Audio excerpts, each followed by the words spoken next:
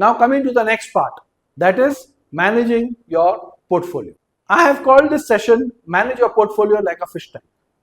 How do you manage your portfolio to earn the expected returns while managing risk? How do you ensure it is meaningfully diversified across asset classes and different categories of stocks? How do you provide for goals during different market conditions without losing out on returns? What can managing a fish tank teach you about managing your portfolio effectively? That's what I will cover in this session. I know you have spent a lot of time and energy going through these videos. Everything we have learned to do, I hope you have started doing it and started investing your money and building a portfolio. But to earn the expected returns, you also need to manage your portfolio effectively. It is not a buy it and forget it game. Equally, it is not watch the price ticker and react game. What you will see in this session is the process to manage your portfolio to get results without anxiety. In fact, everything you learn in this section is geared towards ensuring you do the things that don't create anxiety. Invest only in few very good quality stocks at reasonable prices and build your portfolio with core and booster stocks to have both stability with steady compounding and the possibility of earning enhanced returns through booster stocks. With this, you would have done many things right. So what remains is managing your portfolio. But what does that exactly mean? I don't know if you have ever had a fish tank, but if you did, you will understand the huge similarities between managing a fish tank and managing your portfolio right away.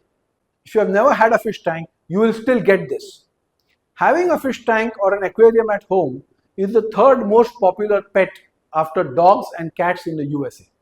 It has similar stress-reducing benefits. That's why they are very often found in hospitals, doctors and dental clinics. But I'm not promoting this pet nor the pet industry here. So let me jump straight into what it teaches us about managing a portfolio. Lesson number 1. A fish tank is an ecosystem where fishes can live and thrive. Your portfolio is the tank and stocks are the fishes. I want you to remember that the goal and objective of your portfolio management is to ensure that your stocks grow and thrive, because that's what leads to higher earnings, inflation beating returns and reaching your financial goals. Lesson number 2. The tank is designed and built so that it never leaks. In the same way, your portfolio is not something you use like a savings account, withdrawing money whenever you need it. The money that is in your portfolio is not to be touched, not even during emergencies for which you have an emergency fund or a health insurance. It is to be used to fund your goals. This ensures your investments get the time required to compound without any break whatsoever. This is what creates the magic. Lesson number 3. Fish cannot survive without water. Debt or fixed income investments is the water. Investing in this is not very interesting, but no portfolio can survive without this. The long-term health of your fish tank ecosystem depends on having the right balance between the water and the number of fishes that it can support. This is the asset allocation that you need to have and maintain. Too little water and too many fishes will lead to some or all the fish dying due to lack of oxygen. Too few fishes make the fish tank less attractive and unlikely to give you the joy and satisfaction of having and maintaining a fish tank. And without fish, you have a water tank and not a fish tank. Lesson number 4. Having different kind of fish ensures the fish tank is interesting, fully utilized and sustainable. Let me explain to you how. One of the first things that you learn when you start a fish tank is that different fish prefer to swim at different levels. There are top, middle and bottom swimmers. Choosing a good mix ensures that your fish tank is fully utilized and that the fishes don't compete with each other at the same level and get stressed out. Similarly, ensuring your portfolio has diverse stock is essential. These are the guidelines or thumb rules for stocking a fish tank, and they apply for your portfolio as well. Lesson number 5.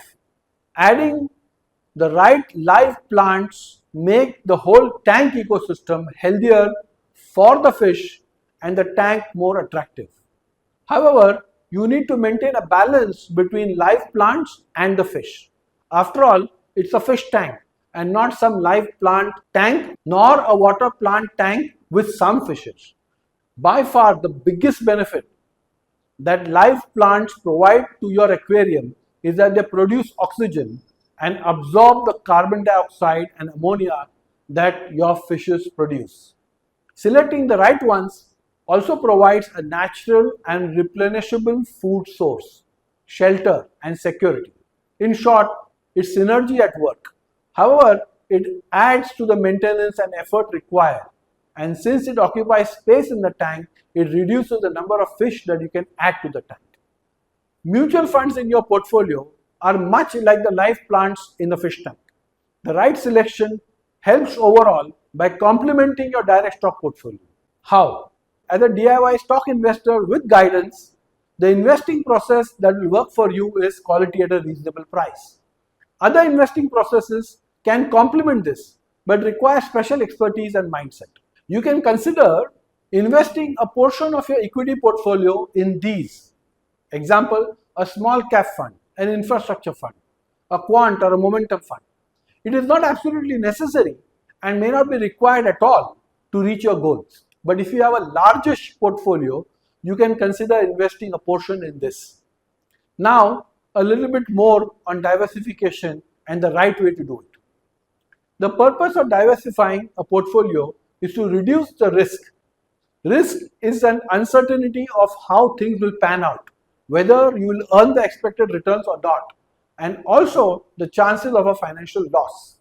Sources of risk are varied, and not all of them can be reduced by diversification of your equity portfolio.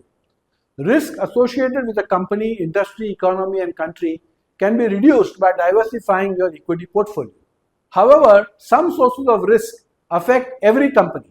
Example, a war, political instability, interest rates, and exchange rates. And this risk cannot be reduced by diversification of your equity portfolio. This risk is called systematic or market risk and can be reduced by investing in other than equity asset classes, for example, gold or fixed income funds.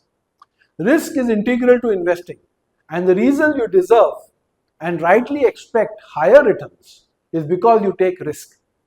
Risk cannot be totally eliminated, but it can be reduced and has to be managed. It comes with the fish tank because fishes are living entities.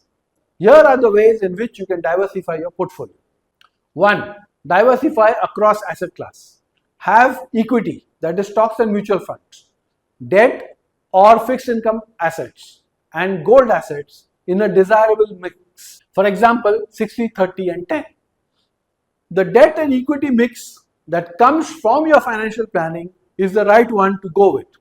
2. Diversify across sectors and industries. Having not more than 25 to 30% in any one sector is a good thumb rule to follow. This reduces the risk of the portfolio being severely impacted in case a particular sector faces adverse conditions for a significant period of time.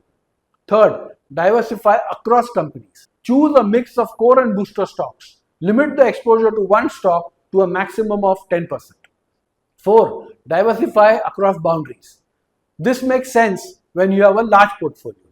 And here you invest in key markets outside India. It is best done with some help and probably through an index fund.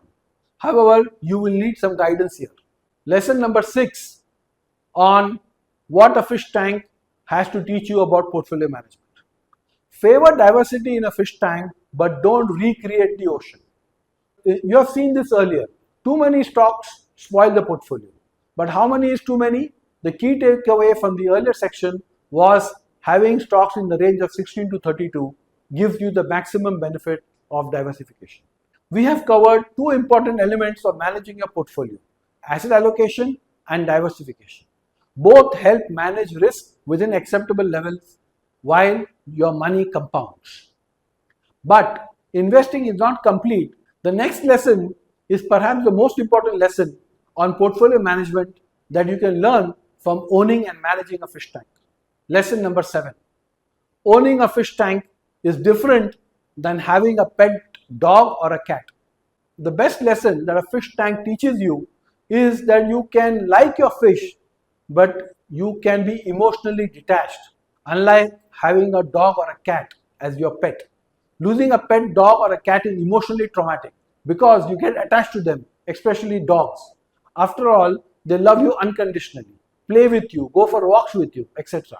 It's very difficult to replace them, and adding one more is a huge commitment. Not so with fishes. You can go and get a few more in case you lose some or there is more space in your fish tank. The other important lesson is that you see any fish that is unwell, behaving differently, not eating, etc., you isolate them quickly. You cannot let it continue to be in the fish tank as it would create a problem for the other fishes. And in case it dies, you have to remove it immediately. You cannot leave it around to rot. I hope you internalize these 7 lessons you can learn about managing your portfolio from managing a fish tank.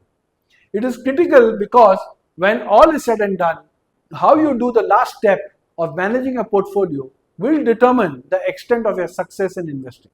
Thank you.